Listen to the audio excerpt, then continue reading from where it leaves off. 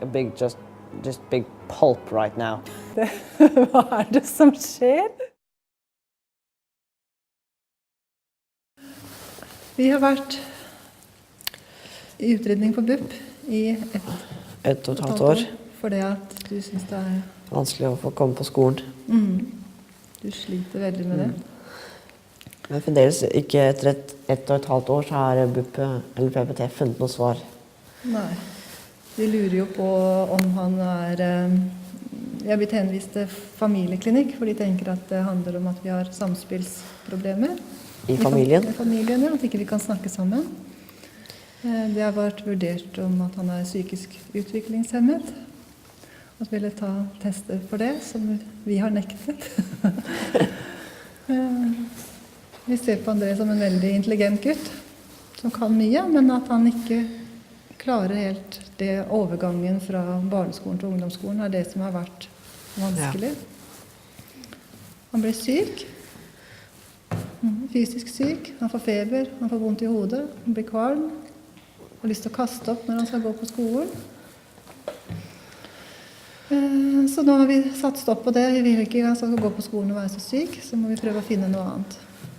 Og så har vi nå blitt kartlegget i Edutherapy, og det har vært veldig spennende. Ja. Hvordan synes du det var? Spennende. Hva er forskjellen på Edutherapy og på BUP, tenker du? BUP, det er bare å sitte inn på et kontor og se ned et ark og skrive, og høre på en monoton stemme. Og svare på mange spørsmål. Ja. Dette er litt mer interaktivt, hvis dere forstår. Og så har hele familien vært med. Ikke bare meg.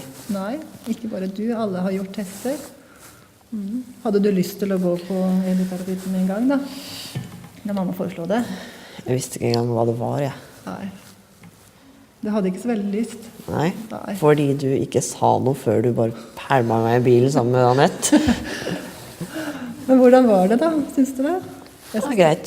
Jeg synes det var litt moro, ja. At vi gjorde det, så lo vi litt. Når vi ikke klarte å holde balansen, og når ikke mamma klarte den der brainboyen, bare feila. Det var veldig typisk, sa du? Ja. Du må spille litt mer. Ja. Så er det veldig interessant, synes jeg, å lære litt mer om hvordan hjernen fungerer, og hvordan den ikke da samarbeider. Det synes jeg har vært spennende. At når du da kommer i klasserommet, så blir... Da blir det bare flom. Da blir det flom. Da klarer du ikke helt å få med deg det som læreren sier, eller hva du skal gjøre, eller skrive av tavla. Det blir så mange inntrykk. Ja. Ja. Vi håper jo på at dette skal være et lite mirakel. Ja. Og at det skal hjelpe oss til å få redusere stresset, så at da Andrè skal takle, kanskje komme tilbake igjen til skolen, og at det ikke skal være så tøft for ham. Og at han kan få utvikle det som han er så god på. Most people learn maths in a fairly sequenced way, but some people like you with very creative brains learn maths in a different way. And actually, you're not bad at maths, but you're not good at learning it the way it's taught. And then what we have to do is find somebody who can teach you in the way that you learn. If this test that we're going to do now shows that you're actually very good at it, then we know that there's nothing wrong with your ability to learn maths, just there's something wrong with the teaching for you at the moment, and we need to change that. Round. The next piece is far too small. The last piece is just right to complete the pattern.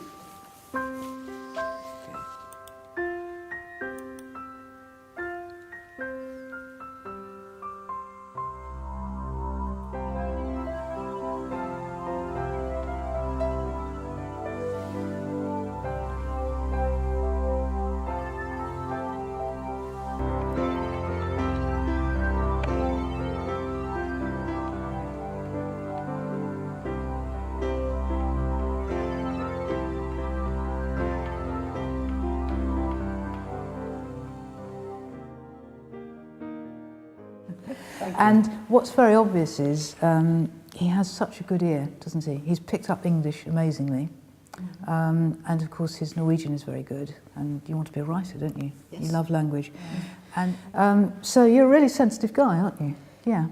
And also very creative, great ideas. And it obviously runs in your family because so is your daughter, as we know. What happens very often with people who are really sensitive and really creative is school can be a bit tough. For a start, if you're creatively gifted, which I think he is, you're more sensitive than most people. You have to be. You have to be emotionally sensitive. You have to be sensitive to the world around you. And it's great for learning languages because you're so sensitive to the sounds, you know, so you can mimic them. You can pick up language very easily, which you obviously do. It's not great when you walk into a classroom because a classroom is a very difficult listening acoustic. If you're sensitive to sound, you just hear everything. There's so much noise in the background, and it's actually really quite difficult to focus in on what the teacher's saying with all this background stuff, because very sensitive people have more difficulty in ignoring the stuff that doesn't matter. And so what it means is the system's under stress. Just from the auditory point of view, at home, I don't suppose you had any difficulty at home at all, did you, when you was young? No, I don't think so. Because it's a nice listening acoustic at home. You know, you've got soft furnishings, you've got everything soaking up the sound. He was crying when I was vacuuming. So he was already sound sensitive, but it didn't matter at home because you weren't. You could turn the Hoover off. Exactly. So that sound sensitivity allowed him to develop his language very quickly and at a very sophisticated level, and it allowed him to develop such wonderful English skills. But of course, if you put him in the classroom, it's a problem. It's all too much, and the body has to find some way to armour itself. And when I used to do audiograms, when I used to test children's hearing with an audiogram, I would find sometimes a child like this they'd start testing okay, and then they'd go completely deaf. Just the stress of doing the audiogram you'd get a deaf response, because that's what happens in the classroom, these children. In order to protect themselves from the auditory overload, they just go effectively deaf. It's a reflex called the middle ear reflex. And it's what most of us use for a pneumatic drill in the road, you know, a very loud noise. We have to protect ourselves from very loud noises. And so we have this reflex that turns down the volume. But if you're really sensitive to sound like Andrea, what you do is that reflex comes in the classroom. But then, of course, it makes it very hard to listen to the teacher because you've turned down. And then you get told off for not listening, and then you get stressed again. Yeah. So it makes things... And the thing is... It's the evil circle. Yes, you're quite right. And then, of course, it's not usually just the auditory system that is sensitive. It's usually the visual system as well. Do you, when you're reading, do you prefer to read in dim light, or can you read in bright light? Can read in bright light. Can read in So that's light. okay. So it doesn't bother you. And can you read for long periods without getting tired? Yeah. Yeah. Oh, okay. I often think you get tired when you write handwriting. I'm going to write, but... Writing is different. When you write, I think... Read are you talking about? When you... can you hold the pencil for me? And can you just do some writing on the back of that piece of paper? Just anything. Doesn't matter what it is.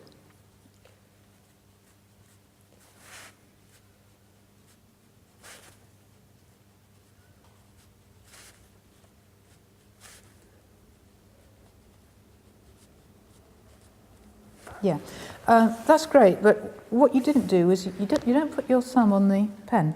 Oh. Set here. So the pen is actually, you're actually guiding it this way, but you've got a crossing over there, but it doesn't involve the thumb on the pen tip. Does your hand get tired with writing after a bit? It takes a Or while, not really? but it gets tired Yeah. sometimes. Have you always been, will you eat any foods, or are there some foods that you're not too keen on? Will you reject food, or does he eat everything? He's very kräsen. Is he fussy? Yeah. Yeah. Will he reject food on the basis of how it feels in the mouth? You know, certain foods, you know, too slimy, too... Yes. Yeah. Well, he's also hypersensitive to touch as well as sound, and that's almost always the case with the sort of profile that he has. There's a couple of problems with that. It tends to cause a problem with handwriting because a child doesn't want to put their thumb on the pen, so they develop a slightly different grip, which can cause a bit of tension up here.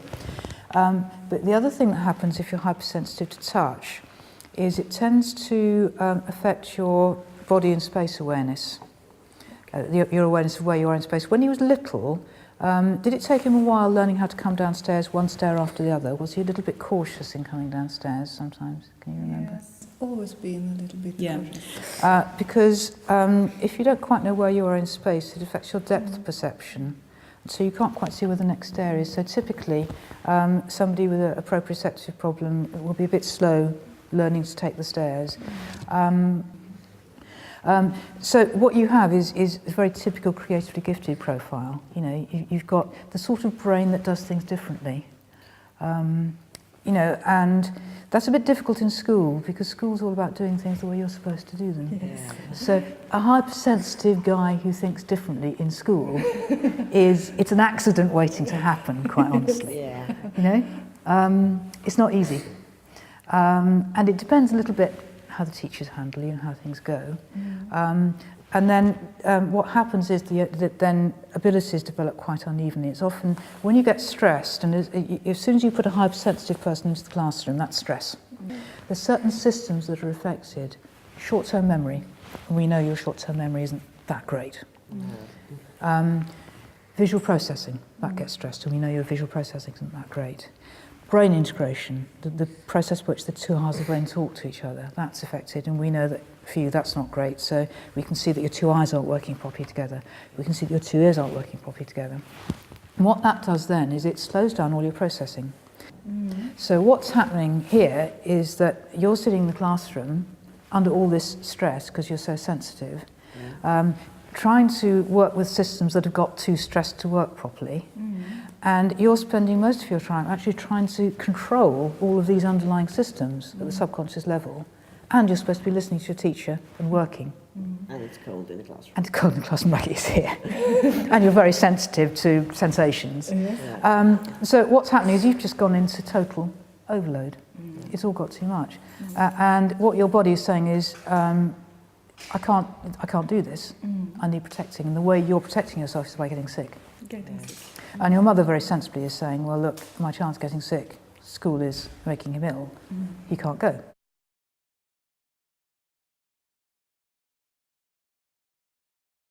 Well, for example, as I was saying, some of the things we look at are things which were really not working very well before at all. So in most cases, the children's balance and eye tracking and basic visual functioning was very poor, and they're all doing really well on that now. To take Andrè, for example, in terms of attainment tests, his IQ is now 8 standard points higher than it was in February. I'm sure it'll be even higher when he's been on the programme a bit longer. That's not that he's, 8 points. That's 8 standard points is a lot in terms of IQ. It's not a lot in terms of edutherapy because we expect an average of 15 points improvement in a year on non-verbal IQ. But that, of course, varies according to how much you've got to do and how far behind the child was to begin with. So in Andrea's case, 8 points is pretty good, but I expect him to improve further. What is dramatic with Andrè is that he did an English reading and spelling test for us in February, and he scored in the average range, which is quite amazing for a Norwegian boy. But we suggested he had another go today to see if he was even better, and he now scores in the top 1% of the English population for reading, in the 99th centile, which is quite extraordinary. He's actually gone up 53 centile points. And in spelling, English spelling, he's in the top 9% of the population, which is quite extraordinary, just in a few months. Når jeg byttet skole, alt går egentlig mye bedre. Jeg har fått meg et par nye venner, jeg klarer å fokusere mye mer i klassen, og jeg klarer faktisk ikke å være der. Jeg føler meg mye bedre med helsa. Før var jeg sånn, da ble jeg syk annenhver uke nesten. Hver andre uke, så... Men nå har jeg ikke vært syk. Nå er det litt sånn vanlig. Nå er det dette inn i den vanlige rytmen igjen, som det var før ungdomsskolen. Hvor jeg bare ble syk når det var sykdom ute og gikk. føler at det er mye lettere å konsentrere med leksearbeid og skolearbeid. Det vi først merket, tror jeg, når han startet på Edutherapy, var at han plutselig våkna til liv, på en måte. At han plutselig en dag vi skulle ut og sitte, han har ikke ville vært ute i sola for lange tider, så sier han at nei, han ville være med og sitte seg ut i sola. Og satte seg der og bare la hodet bakover, og at dette er livet. Og vi bare kjekket på hverandre og tenkte, hva er det som skjer? Det var bare en så fantastisk opplevelse, for vi har mast på han i flere år liksom, om å komme ut og sitte med oss ute i sola. Han ble mer åpen, mer delaktig i samtalene. Han snakket mer med oss, og ikke bare om det han var opptatt av. Han ble en mer levende gutt. So have you been doing a lot of English in school? Yeah, I have. What sort of things have you been doing? We have been doing, well, it's kind of difficult to say because it's been many things in school. It's kind of just floated on over each other when we had so much homework, that many tests, and it really just is like a big, just big pulp right now. It's one big mush.